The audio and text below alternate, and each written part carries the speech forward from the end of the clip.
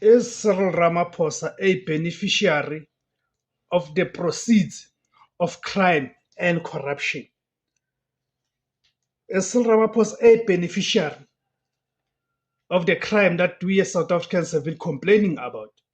I think it's important that after the revelations by the Lieutenant General Nhlanhla Mkhwanazi, the SAPS Provincial Commissioner in the province of KwaZulu-Natal, after he's made the revelations, now it is coming to the fore that one of the people, the main character in what Nhlanhla Mkhwanazi was talking about, the person named Brown Mokhotsi, is one of the people who actually funded Cyril Ramaphosa in his campaign, the CR17 campaign, towards the Nasrec conference. Remember the Nasrec conference where Cyril Ramaphosa defeated Dr. Nkosazana Dlamini-Zuma with 54 votes for the top post of the presidency of the African National Congress.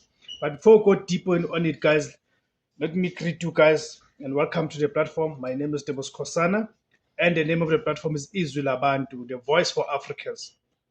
Please, guys, help me grow the platform. There's various ways that you can help me to grow the platform. Firstly, by subscribing. It is for free to subscribe. After subscribing, please click on the notification bell. Please click on the notification bell, so each time I publish a video, then you get a notification, you get notified. And after receiving the notification, guys, please make sure that you watch the video, so the YouTube algorithm can then recommend the video to a much wider audience. Another way it is by joining to becoming a pay member, just like Sfiso Mbanjwa has done. Please can contribute as little as 20 rands per month, depending on how much you are able to contribute, or can buy us the super thanks again, just like Sisino Tata did. Then it's up to you how much you are able to contribute in terms of the super thanks. There's options available here. Another way, guys, is to make sure that you do not skip.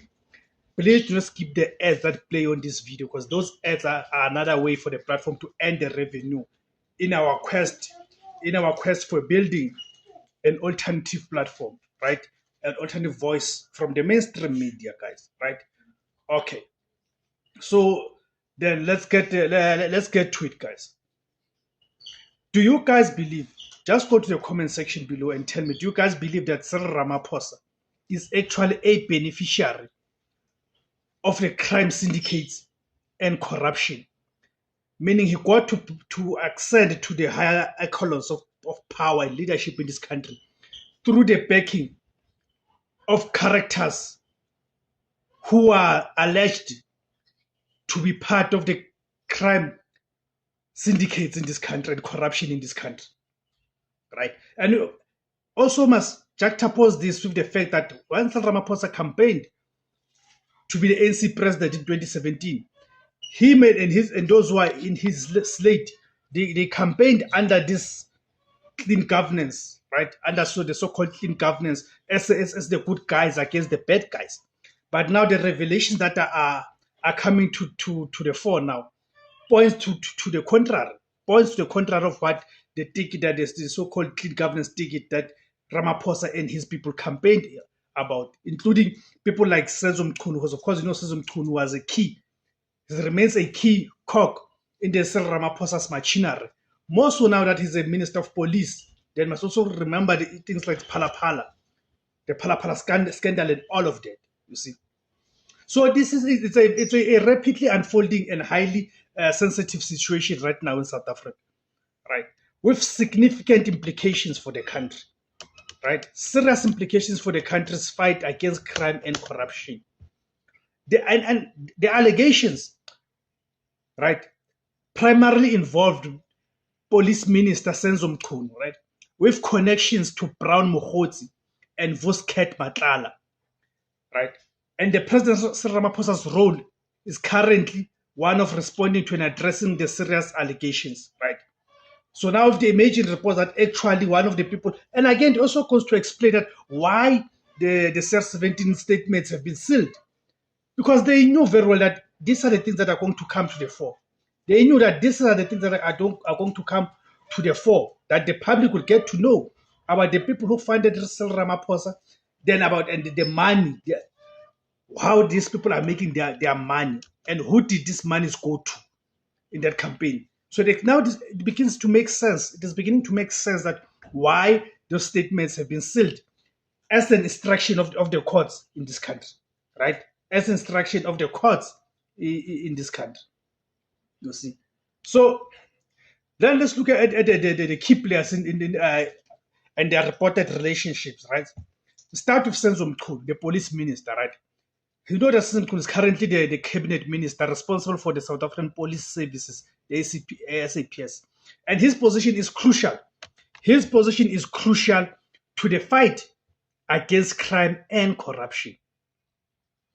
So he's alleged, in terms of the alleged relationship, with Brown Mokgotsi, right? As I've said, that the KwaZulu-Natal Police Commissioner, Lieutenant General Nhlanhla Mkhwanazi, publicly accused Mchunu of having a relationship with Brown Mokgotsi.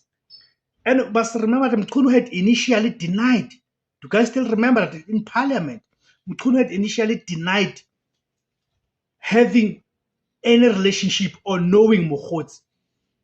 This is in Parliament in March this year, 2025. But later, in a public statement on July 9, right, 2025, which was on Wednesday, he then admitted to knowing him just as a comrade, but denied any associate or transactional relationship. This flip-flopping has drawn criticism and accusations of misleading Parliament. As you know that the Mkhonto Party and the DA have already opened cases, right, criminal cases against Senzo Mchunu, right?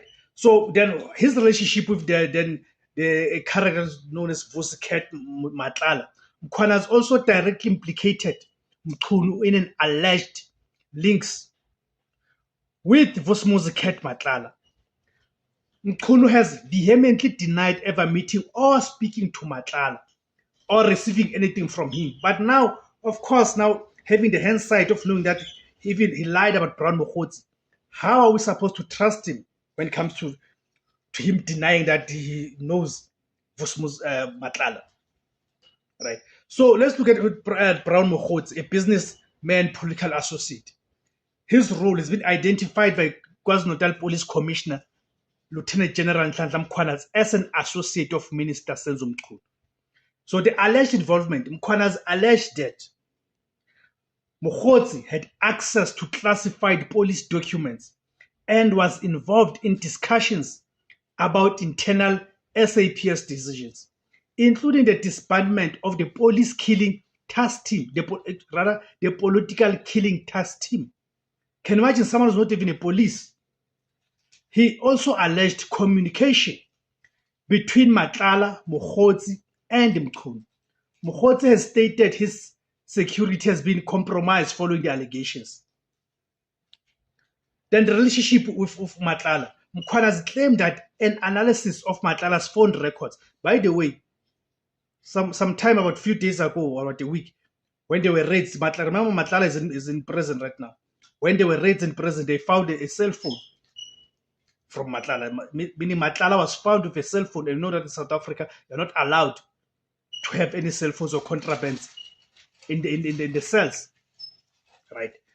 Claimed that analysis of Matlala's phone records revealed communication between Matlala and Mokgotsi, indicating Matlala was financially supporting Mokgotsi's political endeavors, including paying for travel costs and the gala dinner table for Mchunu's January 8 events.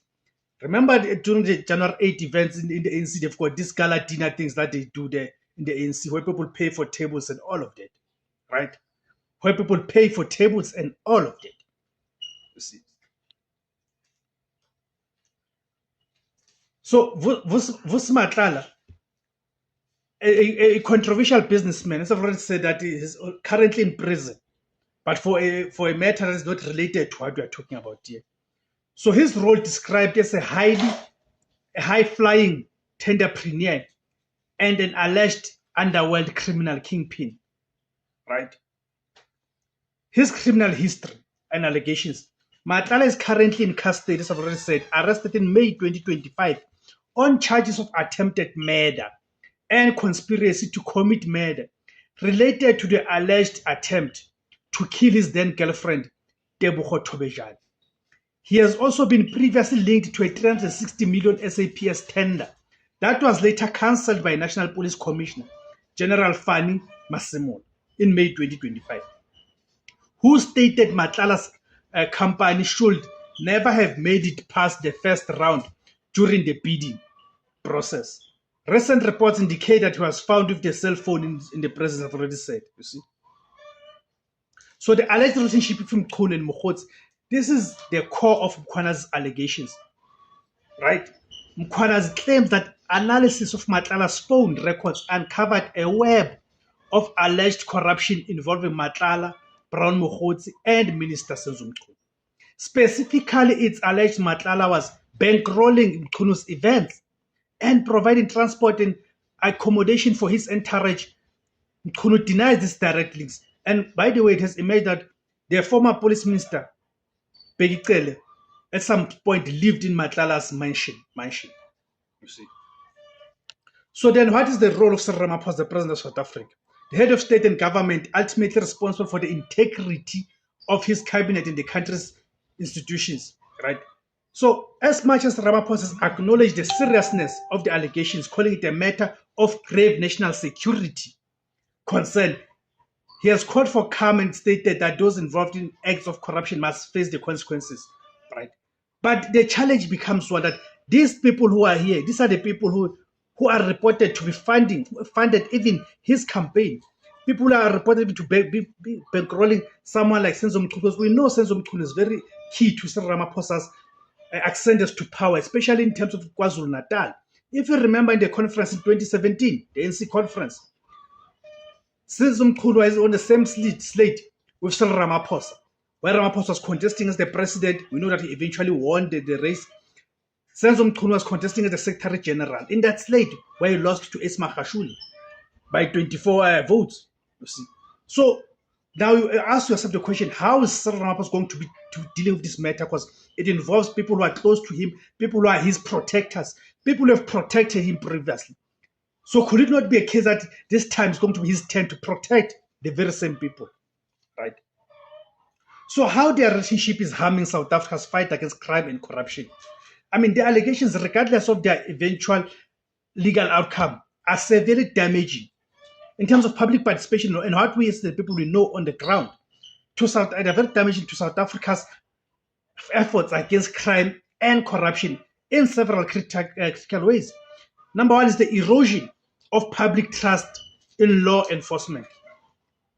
The fact that at the top, the highest, the police minister is implicated.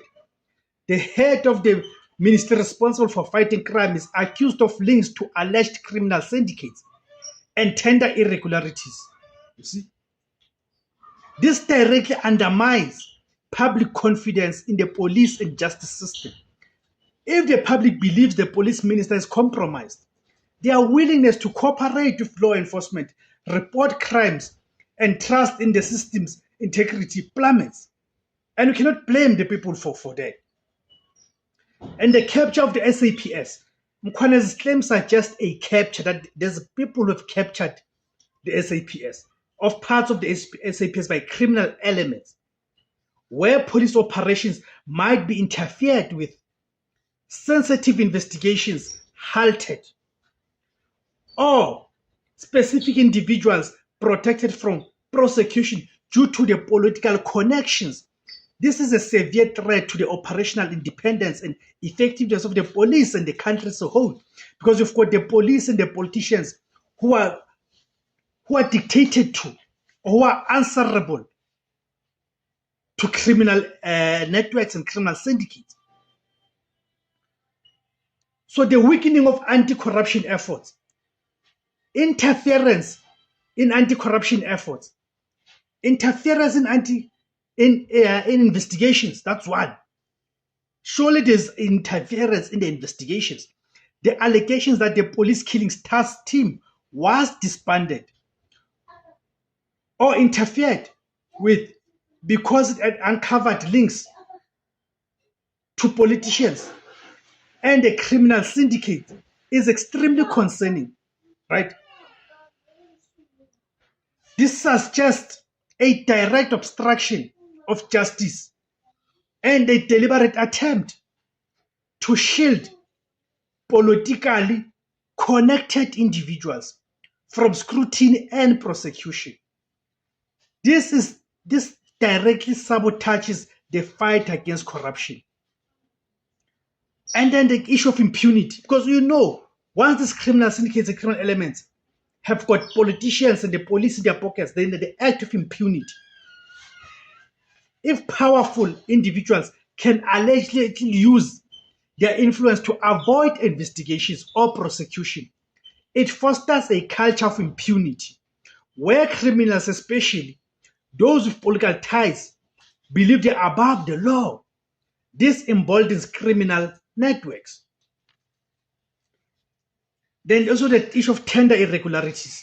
I mean, the 360 million SAPS tender awarded to Matlala's company, later cancelled because it should never have made it past the first round, points to alleged corruption in procurement processes, a common avenue for state capture.